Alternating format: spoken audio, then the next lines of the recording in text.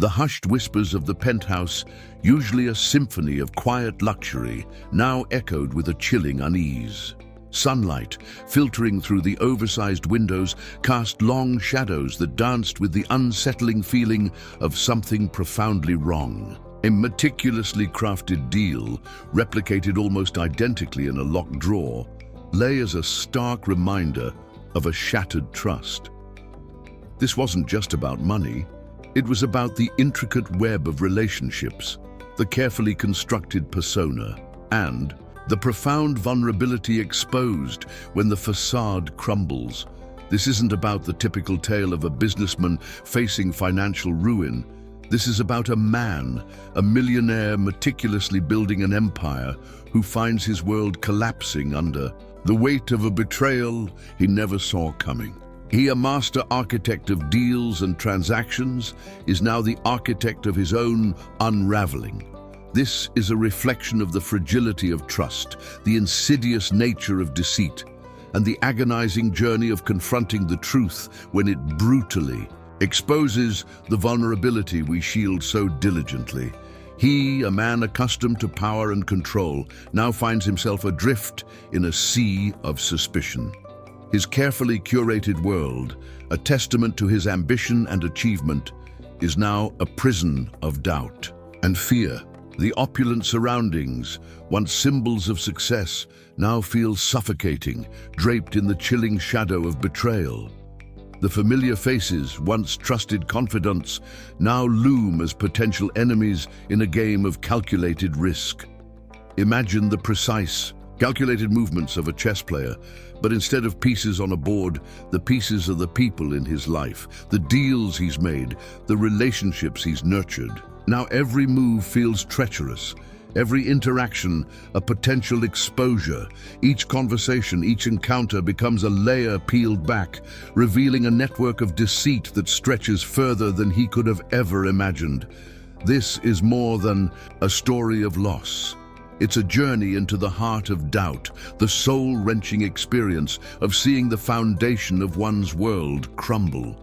It's about the quiet desperation that sets in when you're cornered, when your future hangs precariously by a thread, and when the truth, merciless and unforgiving, unfurls before your eyes. This is the story of a man caught in a trap of his own making, a trap built on trust and now exposed as a cage of betrayal. The ending, a heartbreaking confrontation, promises a stark revelation of loyalty versus betrayal, a collision that will irrevocably alter the course of his life. Now, consider the insidious nature of calculated risk-taking. It's a dance on the precipice, a seductive allure of potential gain masked by the subtle threat of devastating loss. This millionaire, accustomed to wielding power, is now stumbling through a labyrinth of his own creation, each step measured, each decision agonizingly deliberate. He's not just facing a financial crisis, he's confronting the crushing weight of his own judgment. This calculated risk, often a cornerstone of success, can quickly become a double-edged sword. The meticulous planning, the precise execution, the almost surgical precision of his deals now seem to have backfired. He's learned to anticipate and dissect the motives of others, yet he failed to anticipate the depths of betrayal.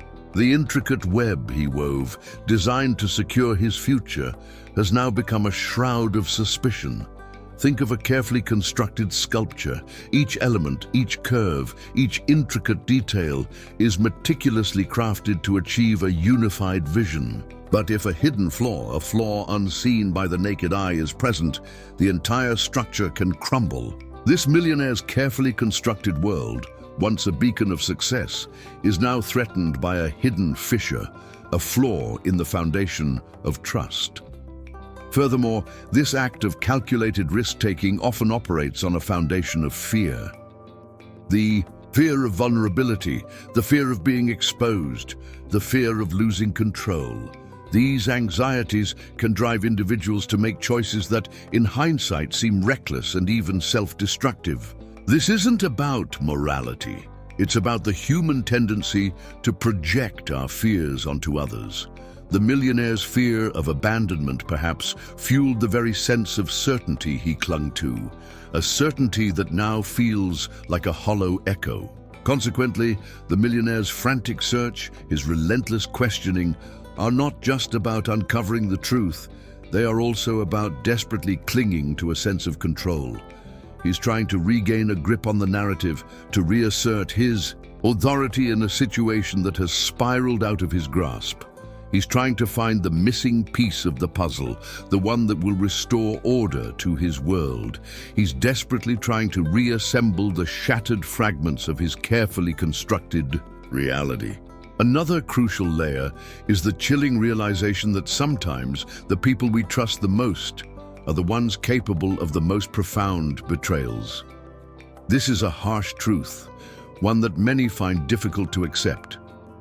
The intricate dance of loyalty and betrayal is a potent reminder of the inherent vulnerability in human relationships. The millionaire, in his arrogance, may have underestimated this very vulnerability. Consider the classic tale of the seemingly impenetrable fortress that falls not from a siege, but from a betrayal within. Now, consider how this applies when you face a seemingly insurmountable obstacle. The millionaire's predicament, while extreme, reflects a universal human experience. We all, at some point, encounter situations where the weight of suspicion and doubt feels like a crushing burden. This isn't merely about betrayal. It's about the insidious erosion of trust, the quiet chipping away at the foundations of our confidence. It's a subtle form of emotional sabotage, a slow poisoning of the wellspring of our self-assurance. This dynamic often plays out in less dramatic scenarios. A friend's unexpected silence, a colleague's subtle dismissiveness, or a loved one's hesitation. These seemingly small gestures can sow seeds of doubt and mistrust. The mind, in its relentless search for patterns, can often magnify these minor cues, transforming them into monumental threats. Think of a ripple effect, starting with a slight disturbance, growing into a wave that threatens to engulf everything in its path. Furthermore, the speed at which this emotional contagion spreads is often alarming. Just as a single crack in a dam can lead to catastrophic flooding, a single seed of doubt can quickly escalate into a flood of suspicion. Small, almost imperceptible shifts in behavior can trigger a cascade of negative emotions, creating a self-fulfilling prophecy. A sudden, unexplained change in someone's demeanor might plant the seed of doubt, and from there, the entire relationship can unravel. Consequently, this highlights the critical importance of emotional intelligence. The ability to discern between genuine concerns and projections of fear is paramount. It's about recognizing our own emotional triggers and not allowing them to dictate our perceptions. The millionaire, consumed by his fears, failed to discern the nuances in his associates' actions. He projected his anxieties onto them, blinding him to the possibility that their behavior might have stemmed from different and perhaps even justifiable reasons. This is a critical lesson for all of us. Building on this, however, is the crucial need for self-awareness. We need to understand our own patterns of thinking, our own biases, and how these tendencies shape our interpretations of others' actions. It's akin to learning to read the subtle language of emotional cues, the unspoken anxieties and insecurities that often underlie seemingly innocuous behaviors. Imagine a skilled detective, capable of not just observing the crime, but also understanding the motivations of the perpetrator. This is the key to navigating these tricky situations. In essence, the millionaire's predicament underscores the importance of separating our fears from reality. This is not about ignoring the potential for harm. It's about recognizing that doubt, left unchecked, can lead to a devastating cascade of misinterpretations. It's about cultivating a more nuanced understanding of human behavior, recognizing that actions often stem from complexities far more intricate than initial appearances suggest. We are all capable of projecting our anxieties onto others. By understanding these patterns, we can begin to navigate these potentially treacherous waters with more clarity and compassion. Now consider how this applies when you face a situation where trust has been irrevocably damaged. The millionaire, in his desperate quest for answers, might be overlooking a crucial element, the power of empathy. He's trapped in a vortex of suspicion, questioning everyone around him, but failing to consider the potential underlying anxieties or motivations of those he accuses. Instead of directly confronting suspicion, consider the possibility of an underlying fear. Perhaps the close associates seemingly complicit in the deception were themselves victims of manipulation, or perhaps they were motivated by fear, insecurity, or simply a misguided sense of loyalty. Imagine a hidden pressure point in a seemingly solid structure. The pressure might not be coming from the outside, but from a source within the structure itself, a source unseen. Furthermore, consider the potential for miscommunication. A simple misunderstanding, a missed nuance in a conversation, a misinterpretation of intent can drastically alter perceptions and damage trust. In the intricate dance of human relationships, miscommunication can be a silent saboteur, undermining the most carefully constructed bonds. Consider a perfectly crafted melody played on a faulty instrument. The result may not be as intended, and the discord can be as painful as a direct betrayal. Building on this, imagine a scenario where the millionaire's actions themselves inadvertently contributed to the very situation he now decries. Perhaps his own demanding nature, his relentless pursuit of power and control, created an environment where others felt compelled to act in ways that in retrospect appear deceptive. This doesn't excuse the betrayal, but it does highlight the interconnectedness of human actions, a domino effect, not necessarily malicious, but the result of a chain reaction. Consequently, the millionaire's focus on uncovering the truth should extend beyond the immediate actors to include a deeper examination of the system itself. He needs to consider the systemic issues that might have created a fertile ground for the betrayal to flourish. Was there a lack of transparency? Were there opportunities for exploitation that were not properly addressed? Was there a culture of fear and silence that allowed this behavior to fester? Another crucial layer to consider is the millionaire's own emotional baggage. Are his reactions driven by past experiences of betrayal? Are his judgments clouded by anxieties and insecurities that stem from previous relationships?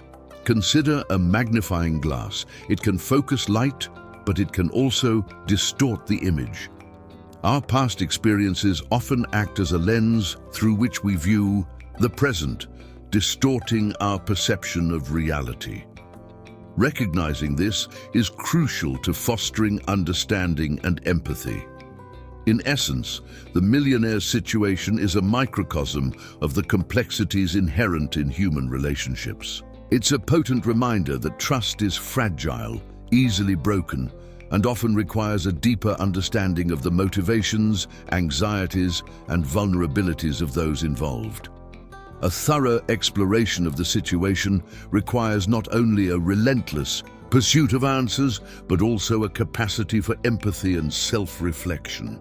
Now consider how this applies when you face a situation where the very air around you feels thick with unspoken anxieties. The millionaire, caught in this maelstrom of suspicion, might be overlooking the subtle yet powerful influence of emotional contagion. Think of a room filled with people, each subtly radiating their own anxieties. These anxieties, like invisible currents, can ripple through the space, affecting everyone present. His own fear, amplified by this pervasive atmosphere, could be distorting his perception of others' motivations. Instead of assuming malice, consider the possibility of shared vulnerability. Perhaps the very people he suspects are themselves grappling with internal struggles, anxieties, or fears, and their actions are a reflection of those inner battles rather than a deliberate attempt to deceive. Consider the analogy of a fragile glass vase. External pressure might not be the cause of its shattering, but internal stress, unseen, could be the underlying weakness. Furthermore, consider the role of projection in this scenario. We often project our own insecurities onto others, attributing motivations to them that are more aligned with our own internal struggles than with their reality. This isn't a conscious act, but rather a subconscious defense mechanism. For instance, a person who fears abandonment might perceive subtle distancing in others as a deliberate rejection, when in reality, those others are simply acting according to their own needs and sensitivities. Building on this, the millionaire's tunnel vision, focusing solely on potential betrayal, might be a symptom of a deeper emotional disconnect. Perhaps he's neglecting the importance of maintaining open communication channels, actively listening to others' perspectives, and fostering a climate of trust. A lack of these crucial elements could have inadvertently created a breeding ground for suspicion and mistrust. Consequently, consider the role of perspective.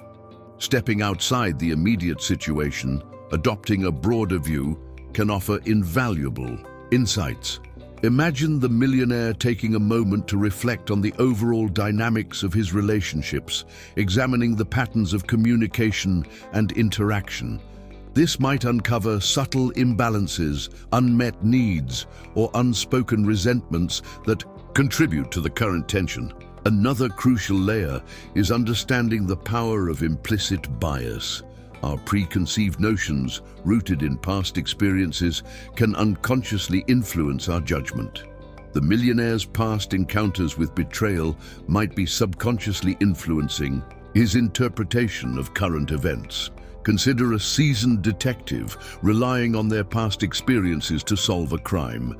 It can be a valuable tool, but it can also introduce biases. In essence, the millionaire's predicament is a poignant reminder that understanding human behavior involves more than just deciphering actions. It requires empathy, self-awareness, and the willingness to explore the hidden currents of emotion that often fuel our interactions. Only by acknowledging these complexities can we begin to navigate the intricate landscape of trust and betrayal with greater wisdom and compassion. Now, consider how this applies when you face a situation where the very fabric of your trust feels stretched thin. The millionaire, consumed by suspicion, might be overlooking a critical aspect of human interaction: the subtle power of unspoken expectations. These expectations, often implicit and unacknowledged, can exert a profound influence on how we perceive and respond to others. Imagine a delicate instrument, a Stradivarius violin. Its beauty and potential are tied to the meticulous care taken in its construction and maintenance. Similarly, relationships thrive on shared understanding and mutual respect. Unacknowledged expectations, like unseen cracks in the instrument, can slowly erode trust. A player might expect a flawless tone, while the instrument, due to its age or subtle imperfections, might not always deliver. This unspoken expectation, unaddressed, can lead to frustration and disillusionment. Furthermore, these unspoken expectations often stem from internalized beliefs and past experiences. A person raised in a household where communication was stifled might unconsciously expect similar reticence from others. This learned pattern of behavior can manifest in strained interactions, missed opportunities for connection, and a general sense of unease. Think of a child learning a language. They acquire not just vocabulary, but also the cadence and rhythm of communication. Similarly, we develop patterns of expectation, often without even realizing it. Building on this, consider how these unspoken expectations can manifest in subtle ways. A misplaced emphasis on punctuality, for example, might be a manifestation of an underlying fear of wasted time or a desire for control. This fear, unaddressed, can create a climate of anxiety and tension, subtly impacting the dynamic of a relationship. Conversely, a lack of acknowledgement might stem from a fear of vulnerability. Someone who struggles with expressing their needs might inadvertently create a space where others feel unable to express their own. This self-imposed silence can lead to misunderstandings and a growing sense of distance. Think of a tree bending. In a storm, its resilience stems from its ability to adapt to external pressures. Similarly, open communication and the ability to acknowledge unspoken expectations are key to maintaining a healthy relationship. Another crucial layer is the role of differing communication styles. Direct and indirect communicators, for example, might clash due to conflicting expectations regarding how needs are expressed. One might interpret silence as agreement, while the other perceives it as disinterest. These subtle differences, unacknowledged, can lead to misinterpretations and a growing sense of disconnect. In conclusion, the Millionaire's situation serves as a powerful reminder of the importance of acknowledging and addressing unspoken expectations. These are not necessarily malicious, they are often rooted in our own personal histories and anxieties. By bringing these expectations to light, we can foster a more profound understanding of each other and thereby strengthen the foundations of trust and connection. Now, consider how this applies when you face a situation where the very air around you feels charged, not with overt hostility, but with a subtle, pervasive tension. This tension, often a silent undercurrent, can be just as damaging as overt conflict. It's the unspoken anxieties, the unacknowledged resentments, the simmering frustrations that build and fester beneath the surface. Think of a pressure cooker. The steam, though initially contained, can build to an explosive release if not properly managed. This silent tension can, in fact, be more insidious, more damaging to trust and connection. This subtle tension often arises from a lack of clarity in expectations. A simple difference in perspective, a mismatched understanding of priorities, or a failure to articulate needs can create a chasm of unspoken expectations. Imagine two ships sailing on the same sea, each with a different compass. They may initially appear to be on the same course, but the unseen variations in their navigation lead to eventual divergence. This divergence in the relationship can be exacerbated by a lack of active listening or a failure to acknowledge the distinct perspectives of those involved. Furthermore, this pervasive tension can be fueled by a fear of vulnerability. We often fear that by expressing our true needs and desires, we will be met with rejection or criticism. This fear can manifest in a reluctance to engage in open communication, a preference for avoidance, over-confrontation, and an overall feeling of guardedness. Consider a delicate flower. Its beauty relies on the protection of its petals. Similarly, our reluctance to express our needs can inadvertently create a defensive posture, creating a barrier to connection. It's a vicious cycle where fear of vulnerability prevents open communication, which then exacerbates the tension. Consequently, this silent tension can manifest in subtle forms of passive-aggressive behavior, delayed responses, a lack of engagement in shared activities, or a deliberate avoidance of eye contact can all contribute to a growing sense of disconnect and mistrust. Think of a slowly leaking faucet. The water, though seemingly insignificant, can eventually create a flood. These seemingly minor actions, repeated over time, can create a noticeable erosion of trust. Conversely, consider a situation where the tension arises not from malice, but from a fundamental difference in values or priorities. A mismatch in expectations regarding work-life balance, for instance, can create a subtle yet persistent tension. This tension isn't inherently negative, but if not addressed, it can lead to frustration and resentment. It requires open dialogue, understanding, and a willingness to find common ground. It requires active listening, not just hearing, but truly understanding the other person's perspective. Now, consider how this applies when you face a situation where the very foundation of your relationship feels subtly shifting, like sand beneath your feet. This isn't a sudden, dramatic collapse. It's a more insidious erosion, a slow, almost imperceptible slippage. This often arises from a lack of shared understanding of the subtle, yet critical elements of emotional currency. Think of a bank account. You deposit emotional investments, acts of kindness, thoughtful gestures, shared experiences. However, if these deposits aren't matched by withdrawals or reciprocal gestures, the balance can quickly dip, creating a subtle yet significant imbalance. This imbalance, if left unaddressed, can lead to a feeling of being emotionally drained, like a battery slowly losing its charge. A single act of generosity might feel like a drop in the bucket, while a series of withdrawals, however small, can eventually deplete the emotional reservoir. Furthermore, this emotional currency isn't always exchanged in equal measure. One person might feel fulfilled by a simple phone call, while another might need a more substantial gesture. These differing needs, if not acknowledged, can create an uneven exchange, leaving one party feeling undervalued or unheard. Consider a garden.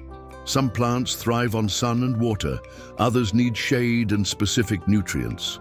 Each relationship needs a tailored approach, acknowledging and addressing these unique needs. Consequently, a critical aspect of maintaining a healthy relationship involves understanding and valuing these nuances. It's about actively listening, asking questions, and demonstrating a genuine interest in the other person's emotional landscape. This active listening, however, extends beyond just hearing words. It encompasses understanding the unspoken feelings and motivations behind those words. This requires empathy, a willingness to step into the other person's shoes, and a genuine desire to understand their perspective. Conversely, a lack of emotional currency exchange can manifest in subtle, almost imperceptible ways. A missed birthday, an unreturned phone call, or a simple lack of acknowledgement can chip away at the emotional reservoir, creating a sense of disconnect. These small omissions, while seemingly insignificant, can have a significant cumulative effect, much like the constant dripping of water wearing away stone. It's important to be mindful of these seemingly minor gestures, as they can be potent indicators of an underlying imbalance. Another crucial layer is recognizing that these imbalances aren't always intentional. Sometimes they arise from unforeseen circumstances, unexpected stresses, or a simple lack of awareness. A sudden job loss, a family crisis, or a personal struggle can dramatically shift someone's emotional capacity, impacting their ability to reciprocate emotional investment in a relationship. It's akin to a storm disrupting a meticulously planned garden. Adjustments and understanding are vital for recovery. Recognition of these external factors is crucial for fostering a supportive and understanding relationship. Now consider how this applies when you face situations where the emotional landscape feels subtly shifting, like a landscape painting slowly evolving under the influence of a changing light source. This subtle shift, often dismissed as inconsequential, can be a crucial indicator of underlying relational tensions. Instead of focusing on the grand gestures, consider the myriad small, often unnoticed details. Indeed, consider the nuances of body language, a slight tightening of the jaw, a hesitant touch, a prolonged pause in conversation. These are often more revealing than any shouted complaint. These subtleties are the quiet whispers, the subtle tremors, signaling a shift in the emotional currents. They are the early warning signs of a relationship undergoing an unseen transformation. For example, a friend who typically initiates calls now waits for you to reach out first. This seemingly small change might be a symptom of a growing distance, a shift in priorities, or a burgeoning anxiety on their part. Similarly, a colleague who once eagerly shared ideas now seems guarded, hesitant to express their opinions. These are not necessarily negative signs, but they are signals demanding careful consideration. Building on this, however, remember that these subtle shifts aren't always conclusive. Context is critical. A change in body language could be a reaction to stress, an external event, or a simple change in mood. A colleague's hesitancy might stem from a fear of being wrong, not a growing resentment. Careful observation, coupled with thoughtful inquiry, is vital to avoid misinterpreting these cues. Consider a detective carefully examining a crime scene. They look for every detail, but they don't jump to conclusions. Consequently, developing an awareness of these subtle shifts requires a commitment to emotional intelligence. This involves actively listening not only to the words spoken, but also to the unspoken language of the body. It requires a sensitivity to contextual factors and an openness to multiple interpretations. It is akin to learning to read between the lines, to decipher the hidden meanings embedded in the subtle nuances of human interaction. Conversely, be wary of over-interpreting these subtle shifts. Don't project your own anxieties onto others. A friend's temporary withdrawal might not signify a lasting rift. Instead, it could be a temporary adjustment to external pressures. A careful examination of the overall context is crucial. Consider a weather vane. It responds to shifting, winds, but it doesn't dictate the weather patterns. Another crucial layer is recognizing that these subtle shifts can often be a result of evolving needs and priorities. A person's priorities might shift as they navigate life's complexities.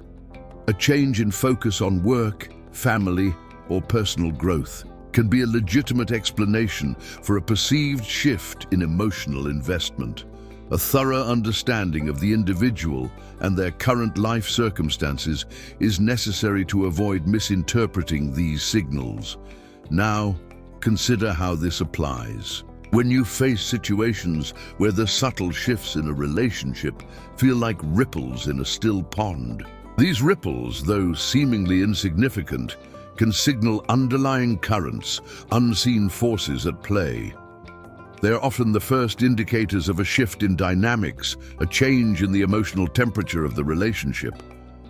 Think of a delicate ecosystem. Tiny changes in the environment can have far-reaching consequences. Indeed, these subtle shifts can be a direct reflection of evolving personal needs. A person's capacity for emotional investment can fluctuate based on life circumstances, internal battles, or external pressures. Perhaps a close friend, typically generous with their time, suddenly needs more space. This isn't necessarily a sign of lessened affection. It could be a response to a demanding job or a personal health challenge. Consider a plant wilting. It's not necessarily dying, but reacting to a lack of essential nutrients. Furthermore, these subtle ripples can also stem from a need for self-preservation. Protecting one's emotional well-being is a fundamental human instinct. Someone might withdraw from a relationship, not to hurt the other, but to safeguard their own emotional resources. This withdrawal, while seemingly negative, can be a necessary act of self-preservation. Building on this, consider the concept of emotional reservoirs. We all have a finite amount of emotional energy. When we consistently expend this energy without replenishment, we risk depletion, leading to a noticeable shift in our interactions. A parent, for instance, juggling work and family responsibilities, might experience a temporary decrease in their emotional capacity, which can manifest as subtle changes in their interactions with their children. Consequently, recognizing these Subtle shifts requires a keen awareness of the individual's unique needs and current circumstances. A person's emotional capacity can be significantly impacted by external factors like financial stress, relationship challenges, or health concerns. Understanding these factors is crucial to interpreting the subtle signals. Imagine a detective piecing together a puzzle.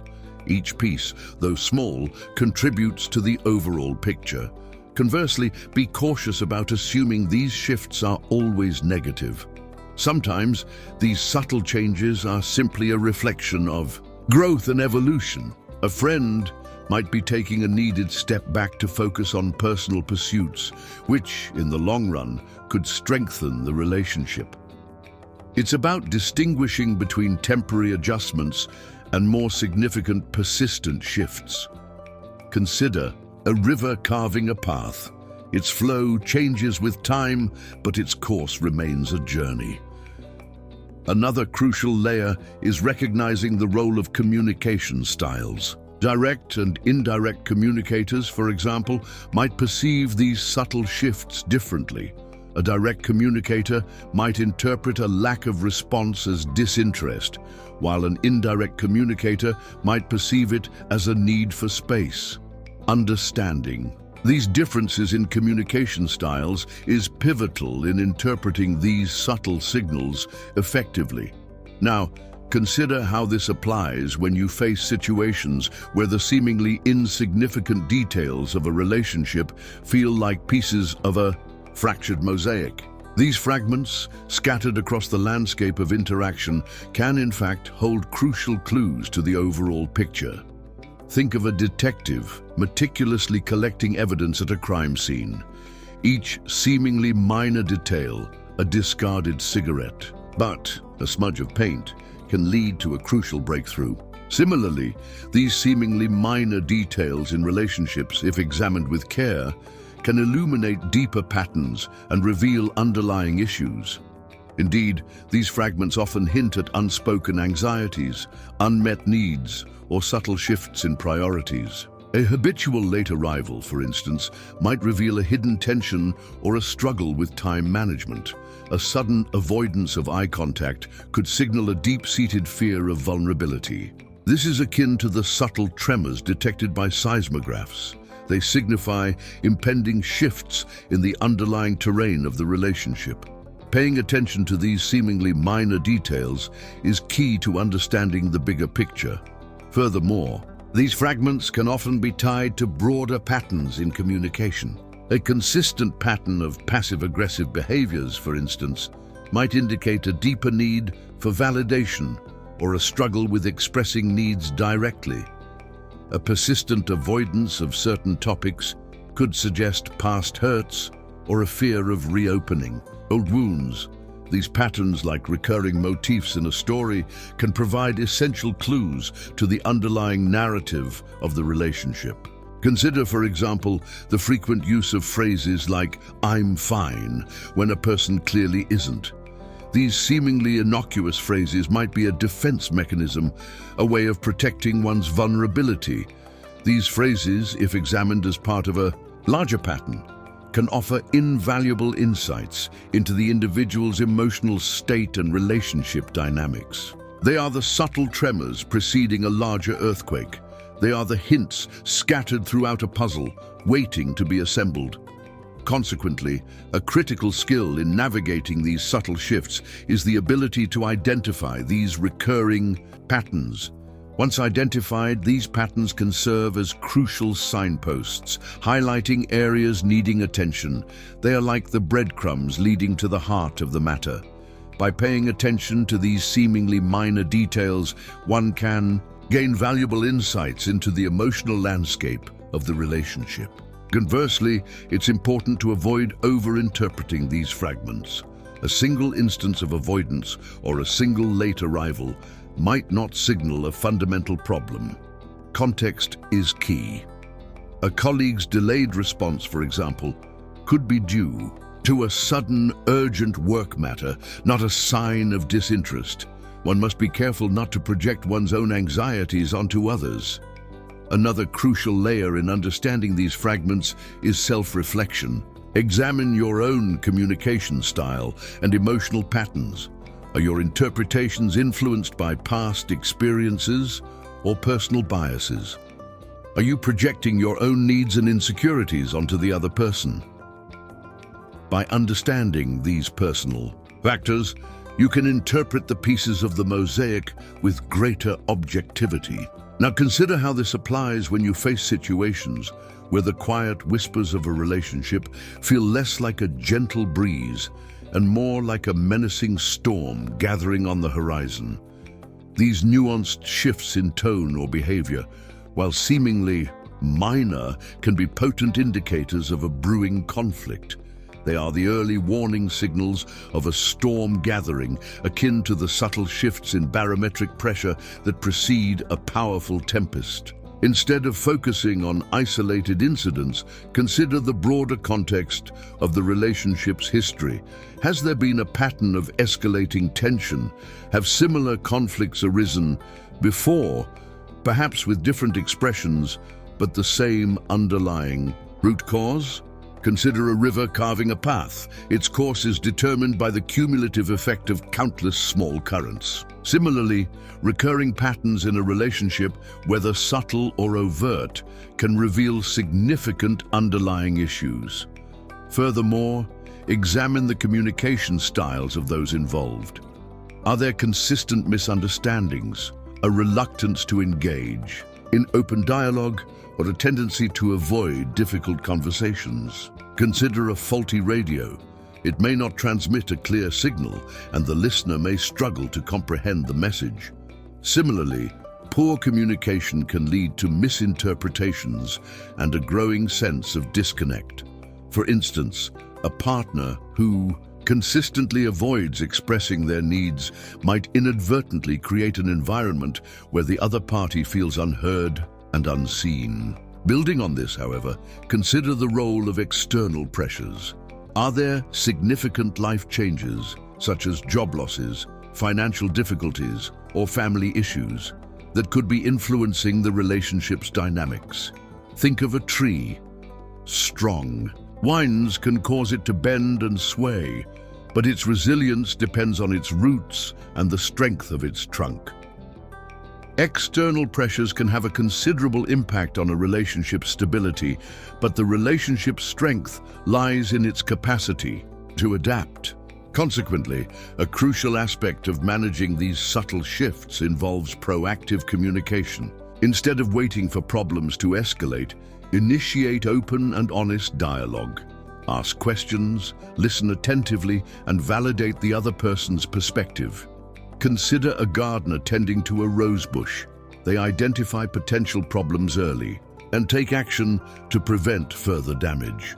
Similarly, proactive communication can prevent seemingly minor issues from escalating into significant conflicts. Conversely, be cautious of labeling every minor shift as a major problem. Sometimes these subtle shifts are fleeting, a momentary adjustment to external pressures, not a fundamental change in the relationship's trajectory. A brief period of withdrawal, for instance, could be a reaction to stress, not a sign of a deteriorating bond. A careful observation of the overall context is essential. A single ripple on a lake doesn't necessarily signal a tsunami. It's about recognizing the pattern.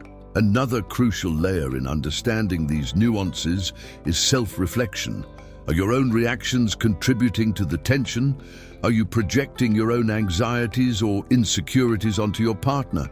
Reflect on your own communication style and potential biases. Are you inadvertently creating a climate of tension by not communicating your own needs? Consider a mirror reflecting not just your appearance, but also your inner state.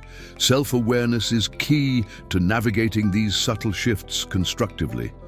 The threads we've carefully examined, the subtle shifts and unspoken anxieties, now begin to coalesce, forming a richer tapestry of understanding. Consider the intricate dance of human connection. Each individual brings their unique history, their personal narratives, their hidden fears and hopes, weaving a complex pattern. As we reflect on this journey, the path forward, though still unfolding, begins to reveal its contours. The seemingly disparate elements, the subtle nuances of communication, the hidden motivations, the intricate interplay of expectations, all converge upon a single truth. The journey, in its entirety, compels a re-evaluation of how we approach human interactions. We are not merely observing external behaviors, we are encountering the intricate internal landscapes that shape those behaviors. These landscapes, as diverse as the individuals who inhabit them, are interconnected. A change in one part of the landscape can reverberate throughout the entire system. This interconnectedness demands a delicate touch, a sensitivity to the unspoken currents that often dictate the course of our relationships. Reflecting on this journey so far, we see a subtle shift in perspective. We are no longer merely observers of external actions, but active participants in a dynamic system. The quiet whispers, the subtle shifts, the unspoken anxieties, these are not merely distractions, but essential components of the narrative. They are the threads that, when understood, create a richer understanding of human connection. Consider this: a symphony orchestra, each instrument playing a unique melody. The harmony, the overall beauty, emerges not from the individual notes, but from the intricate interplay of these notes, their subtle variations, and the careful balance of the conductor. Similarly, our relationships flourish not in spite of, but because of, these subtle, often unacknowledged currents. Drawing these strands together, we see not a fragmented picture, but a nuanced portrait of human connection. The journey, in its totality, underscores the profound interconnectedness of our lives. It compels us to move beyond superficial observations and delve into the complex emotional landscapes that shape our interactions. As we prepare to conclude this exploration, a new understanding unfolds, a profound appreciation for the intricate dance of human connection. The stage is now set for a final reflection, a distillation of these insights. The Millionaire's ordeal, a meticulously crafted world shattered by a hidden betrayal, mirrors the fragility of trust in all human interactions.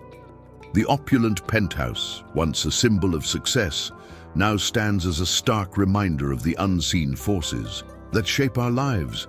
The intricate web of relationships, meticulously constructed, is vulnerable to the unseen cracks, the subtle tremors of unspoken anxieties and unmet needs. This journey, though focused on a specific narrative, transcends the individual case.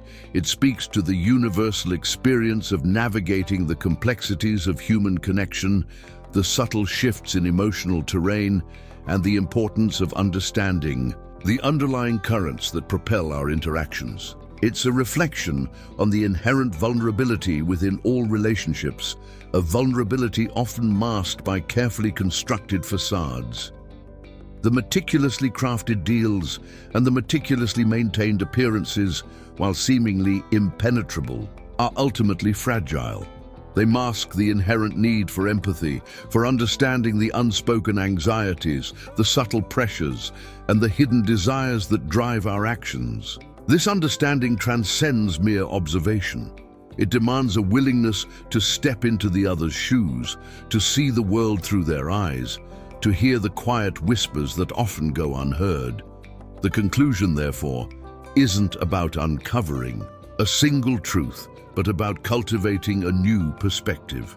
It's about recognizing the profound interconnectedness of human experience, the subtle currents that shape our relationships, and the importance of fostering open communication, empathy, and self-awareness. The Millionaire's world, once a beacon of prosperity, now serves as a poignant reminder of the fragility of human constructs and the enduring power of genuine connection. The meticulously crafted facade in its downfall reveals the essential truth. Trust, like a delicate flower, requires constant nurturing and cultivation. It is not a static entity, but a dynamic force, constantly shaped by the interplay of unspoken expectations, evolving needs, and the inherent vulnerability of human interaction. The true practice, therefore, lies not in the pursuit of absolute certainty, but in the embrace of vulnerability, in the willingness to acknowledge the complexities of human emotion, and in the ongoing cultivation of empathy. The intricate dance of trust and betrayal, of connection and disconnection, is a continuous conversation, a constant negotiation. The true practice begins now, not as a final destination, but as a continuous journey of self-discovery, emotional awareness, and the cultivation of authentic connection. Let the echoes of this experience resonate within you, a constant reminder to approach relationships with a blend of keen observation and compassionate understanding. For in the quiet spaces between the words, in the subtle shifts of demeanor, lie the keys to unlocking deeper, more meaningful connections. The elevator ascended with its familiar mechanical hum, carrying Marcus Whitmore to the 47th floor of his empire. Each floor passed was a reminder of battles won, deals closed, fortunes made. Yet today, the vertical journey felt like a descent into a suffocating tomb. The mirrored walls reflected not the commanding presence he had cultivated for decades, but a man haunted by shadows only he could see. His office awaited, a glass sanctuary suspended above the city where he had orchestrated countless victories. The morning sun painted golden streaks across the mahogany desk, illuminating the duplicate contract that had shattered his world. 3 days had passed since its discovery. 3 days of methodical investigation that had yielded nothing but deeper paranoia. Margaret, his assistant of 15 years, greeted him with her usual efficiency, but Marcus now scrutinized every gesture, every pause between words. Was that hesitation new? Had she always avoided direct eye contact when discussing the Hong Kong accounts? The familiar had become foreign, trust transformed into a labyrinth of doubt. The board meeting has been rescheduled to accommodate Mr. Chen's arrival, she announced, her voice carrying its typical professional cadence. Yet Marcus heard undertones. Was it nervousness, complicity, or merely his own fears projected onto an innocent woman who had served him faithfully? He nodded, maintaining the facade of normalcy while his mind raced through possibilities. The Hong Kong deal, his masterpiece, a merger that would solidify his legacy, now felt like a carefully constructed trap. Someone within his inner circle had access to documents that should have been seen by only 3 sets of eyes. The mathematics of betrayal were simple. One of those 3 had broken faith. As Margaret departed, Marcus moved to the window, gazing down at the ant-like figures navigating the streets below. From this height, human complexities dissolved into patterns, predictable flows of movement and purpose. If only the machinations within his own organization were as easily deciphered. The intercom buzzed. "Mr. Whitmore, James Harrison is here for your 9 o'clock.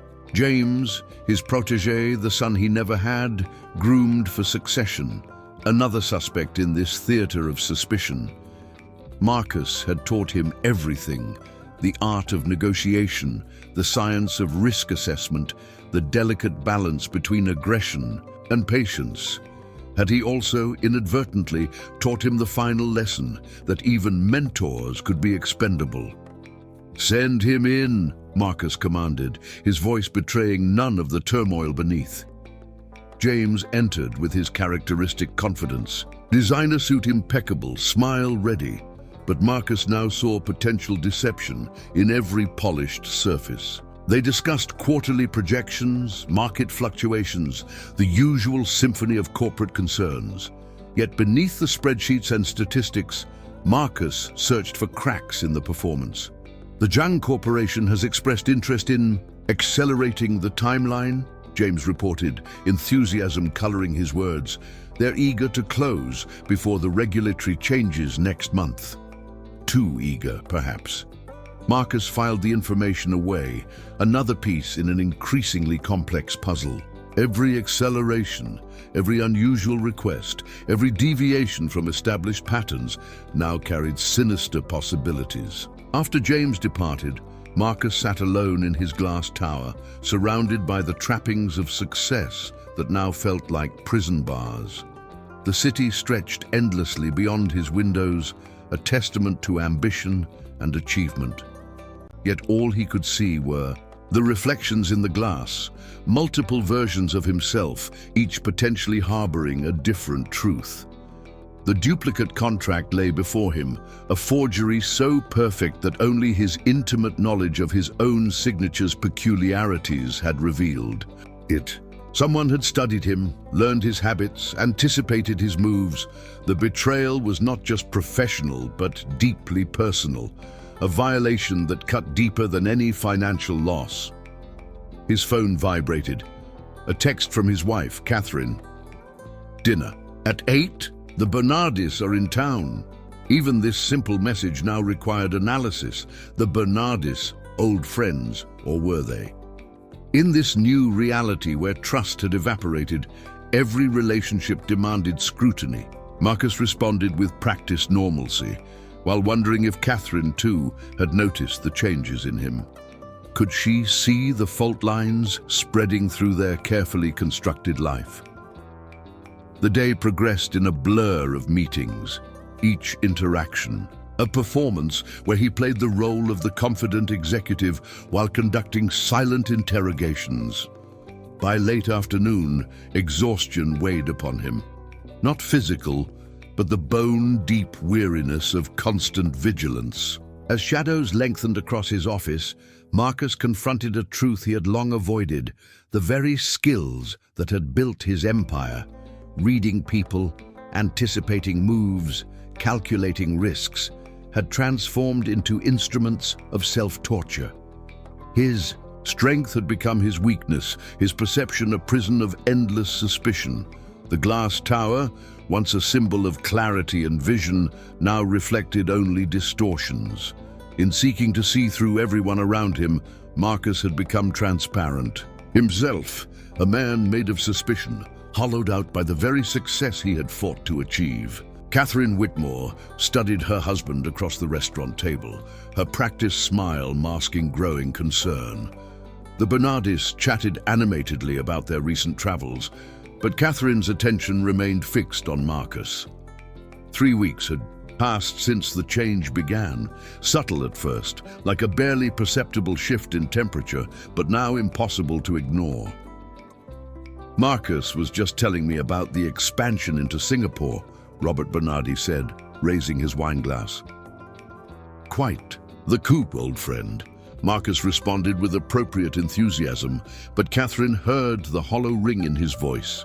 She knew her husband's repertoire of expressions intimately, the genuine smile that crinkled his eyes, the thoughtful pause before strategic statements, the slight tilt of his head when truly engaged.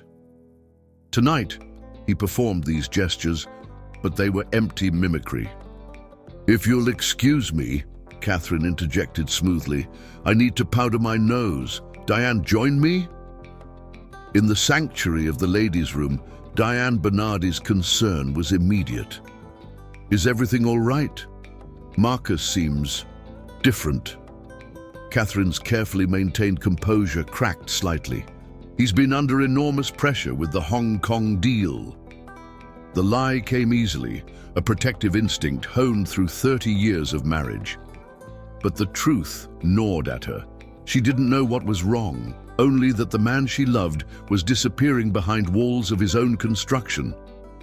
Returning to the table, Catherine observed Marcus's interaction with their server, the way his eyes tracked the young man's movements, the subtle tension in his shoulders when the wine was poured.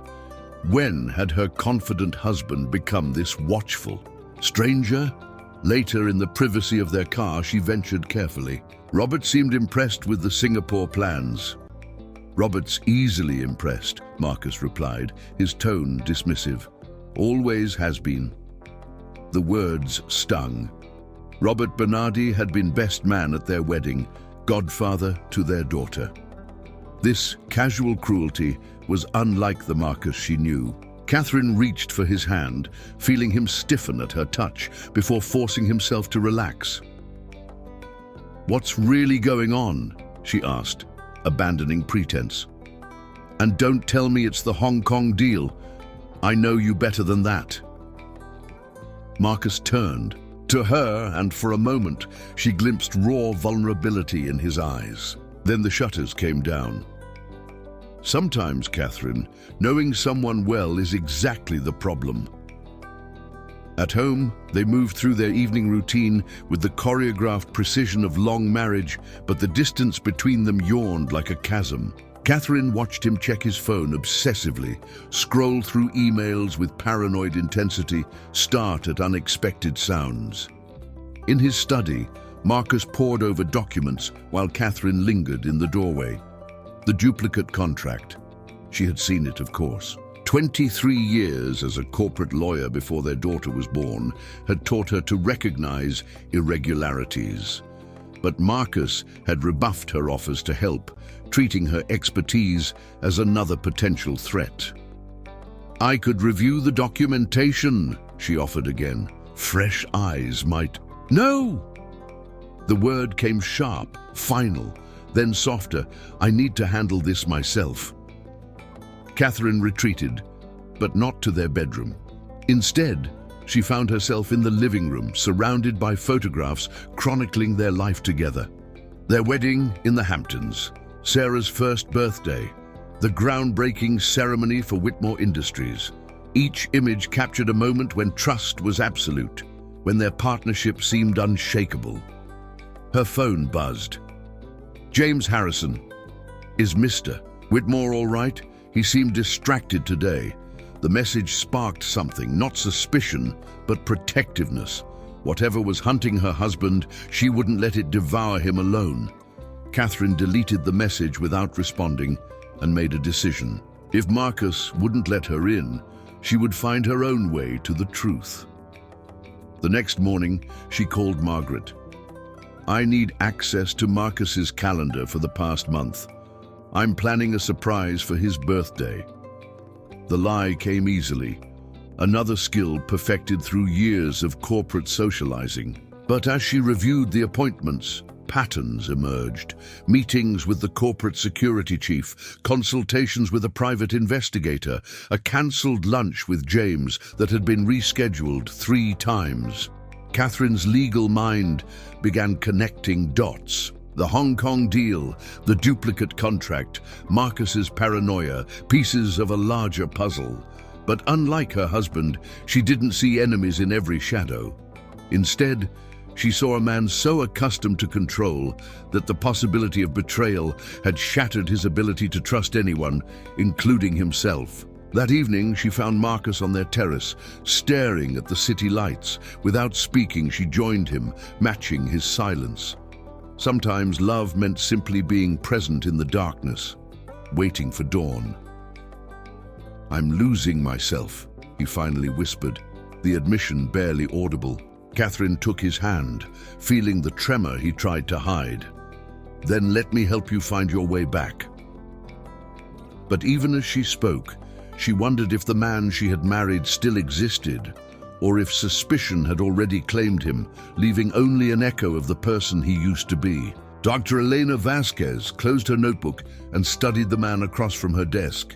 Marcus Whitmore sat rigid in the leather chair, his body language screaming discomfort, despite the calm expression he wore like armor. It had taken Catherine's considerable persuasion to bring him here, to this discreet office where Manhattan's elite confronted their demons. "Tell me about the discovery of the contract," Elena prompted, her voice carrying the neutral warmth she had perfected over 20 years of practice. Marcus's jaw tightened. "I've already explained." "Not the facts," Elena interrupted gently. "Tell me how it felt." For a moment, silence stretched between them. Then, like a dam cracking, words began to flow. "Like falling." "No, like discovering you've been falling all along, but only just noticed the ground rushing up." Elena noted the shift from external to internal perspective. And before the contract, were there other moments of falling? Marcus leaned back, his eyes focusing somewhere beyond the diplomas on her wall. Success is supposed to feel solid, each achievement a brick in the foundation.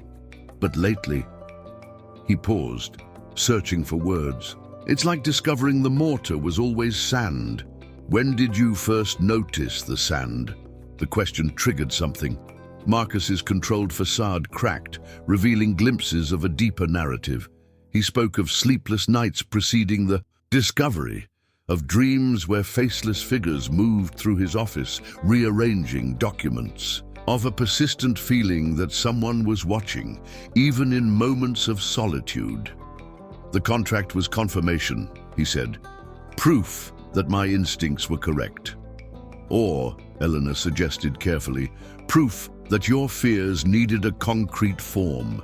Marcus's reaction was immediate, defensive. You think I'm paranoid, that I'm imagining? I think, Eleanor interrupted, that you're a man who has spent 40 years reading patterns, anticipating threats, staying 3 moves ahead. What happens when that hypervigilance turns inward? She watched him process this, seeing the businessman's mind engage with the concept like a complex negotiation.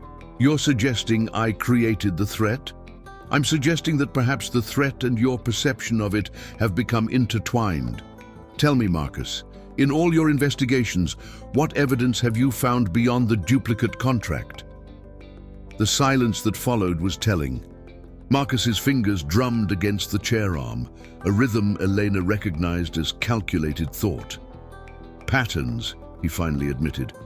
Behavioral changes, micro-expressions, things that could mean many things, Elena completed, including the possibility that people are responding to your suspicion, not harboring their own secrets. She retrieved a paper from her desk. I'd like to try an exercise. Close your eyes.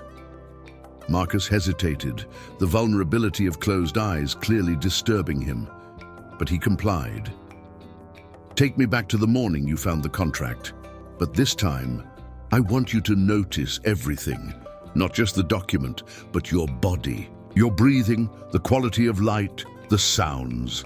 As Marcus reconstructed the memory, Elena observed the physical manifestations, the shallow breathing, the tension migrating across his shoulders, the slight tremor in his hands. I remember, he said, eyes still closed. My heart was already racing, before I even saw it, as if I was looking for something wrong. And when you found it? Relief. His eyes snapped open, surprised by his own admission. For just a moment, relief, because the waiting was over. Elena leaned forward slightly. The waiting for what, Marcus? For it all to fall apart. The words came out raw, unfiltered, for someone to finally see through the performance. Whose performance? Marcus stood abruptly, moving to the window. The city spread below, a testament to ambition and achievement. Do you know what it takes to build something like Whitmore Industries? The compromises, the people stepped over, the promises broken. You feel you deserve betrayal. I feel, Marcus said, his voice dropping, like I've been running from something. For so long, I've forgotten what I'm running from, only that it's gaining ground. Elena made notes, recognizing the breakthrough. Marcus, I'd like to propose something. What if the duplicate contract is real, a genuine attempt at corporate espionage, but your reaction to it has created a secondary crisis? One that threatens far more than any business deal? Marcus turned, his expression guarded but curious. Your hypervigilance, while once an asset, has become a prison. You're not just looking for betrayal, you're expecting it, perhaps even unconsciously inviting it. This pattern likely predates the contract. Can you think of other times you've tested people's loyalty? The question hung in the air. Marcus's mind raced through memories, tests disguised as opportunities, traps set to confirm trustworthiness, the subtle manipulations he had justified as necessary precautions. "My God," he whispered, "I've been doing it for years." "And now?" Eleanor prompted. "Now I've created the perfect test, one where everyone fails because the criteria for passing changes with my mood." Eleanor nodded. "The question becomes, do you want to solve the mystery of the contract, or do you want to break free from the pattern that made you vulnerable to it in the first place?" Marcus returned to his seat, looking older but somehow more present. "Can't I do both?" "That," Elena said, "is what we're here to discover." The revelation came at 3:47 a.m., not in a flash of insight, but as a slow, horrible awakening. Marcus stood in his study, surrounded by the detritus of obsession, charts mapping relationships, timelines of interactions, photographs annotated with suspicions. 3 months of investigation had led him here, to a truth more devastating than any: betrayal. The duplicate contract lay before him, now joined by others. His security chief, paid handsomely for discretion, had uncovered 2 more, each connected to deals from the past 5 years, each so skillfully forged that only microscopic analysis revealed their falseness. But it was the pattern that shattered Marcus's remaining defenses. Every forged document corresponded to a period of intense paranoia in his life. The Mumbai acquisition, when he had suspected his CFO of undermining him. The Berlin merger, during his conviction that board members were plotting his removal. And now Hong Kong, with his certainty that someone in his inner circle had turned against him. The forger hadn't been discovered because Marcus had been looking in the wrong direction. He had been searching for an enemy among his allies. Never considering that the enemy might be more intimate. A part of himself he had refused to acknowledge. His phone buzzed, a message from the investigator. "Meet me at the office. Urgent." Marcus drove through empty streets, his mind struggling to process what he suspected. The office building loomed dark except for a single illuminated floor, his. As the elevator rose, each floor marked a year of his life, a step in the construction of an empire built on an increasingly unstable foundation. The investigator Richardson waited in the conference room, his expression grave. Spread across the table were documents, photographs, and a single USB drive. "I found your forger," Richardson said without preamble. "You're not going to like it." Marcus steadied himself. "Show me." Richardson clicked the USB drive, and security footage filled the screen. The timestamp showed 3 weeks before the Hong Kong discovery. The location was Marcus's home office, and the figure at his desk, carefully working on documents, was Marcus himself. "That's impossible," Marcus whispered. But even as he spoke, fragments of memory surfaced. Nights he couldn't quite recall, mornings when his office seemed subtly rearranged, the persistent feeling of being watched that was, in truth, the sensation of observing himself.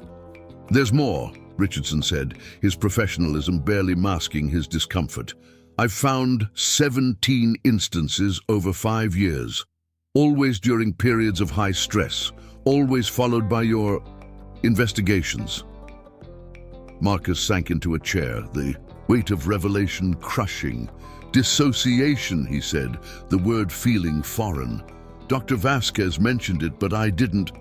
"Your wife hired me," Richardson admitted. "Not to find a forger, but to find proof that would make you confront this. She knew, somehow she knew." The conference room door opened. Catherine entered, followed by Dr. Vasquez and, surprisingly, James Harrison. Marcus tensed, old suspicions flaring, but Catherine's expression held only compassion. "We're here to help," she said simply. "All of us." James stepped forward, his usual confidence replaced by genuine concern. "You taught me everything about business, Marcus, but watching you these past months, you also taught me what happens when we let success consume us." Dr. Vasquez moved to the screen, studying the footage. Dissociative episodes often manifest during extreme stress. The mind, seeking to protect itself from unbearable pressure, creates alternate states. In your case, it seems one part of you was setting tests that another part would then desperately try to solve. Why? Marcus asked, though he suspected the answer. Perhaps, Elena suggested, because the part of you that feels undeserving of success needed to create proof that it was all built on deception, a way to confirm your deepest fear that you're a fraud, while simultaneously allowing you to fight against that narrative. Marcus looked at the faces around him, his wife, his protégé, his doctor, even Richardson. He had suspected them all, created elaborate theories about their potential betrayals. Yet here they stood, united not in conspiracy against him, but in concern for him. The Hong Kong deal, he said slowly. Is it real? Catherine nodded. Completely legitimate. As are all your achievements, Marcus. The only forgery has been the one you've been living, the belief that you don't deserve what you've built. For the first time in months, Marcus felt the rigid control he had maintained begin to crack. Not the hairline fractures of paranoia, but a deeper breaking, the kind that precedes rebuilding. What happens now? He asked. Dr. Vasquez answered, now we begin the real work, not of uncovering deception, but of understanding why you needed to create it. It won't be easy, Marcus. The patterns we're discussing have been decades in the making. But you won't be alone, Catherine added, taking his hand. None of us are going anywhere. As dawn light began to filter through the windows, Marcus surveyed the evidence of his own unraveling. The documents that had consumed him for months now seemed like props in an elaborate play he had written and performed for himself. The real mystery hadn't been who was betraying him, but why he needed betrayal to exist. Standing, he began gathering the papers, the charts, the photographs. One by one, he fed them into the shredder, watching his carefully constructed suspicions turn to confetti. With each page destroyed, he felt lighter, as if shedding armor he had worn so long he'd forgotten its weight.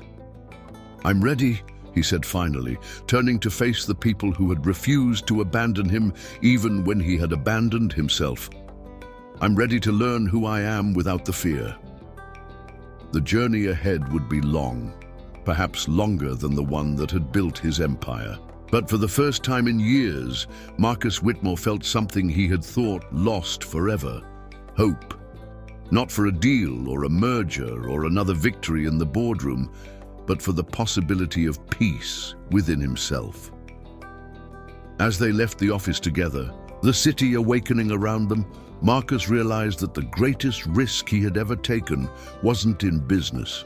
It was this: choosing trust over suspicion, vulnerability over control, truth over the elaborate fictions he had created to protect himself from a judgment that had only ever come from within.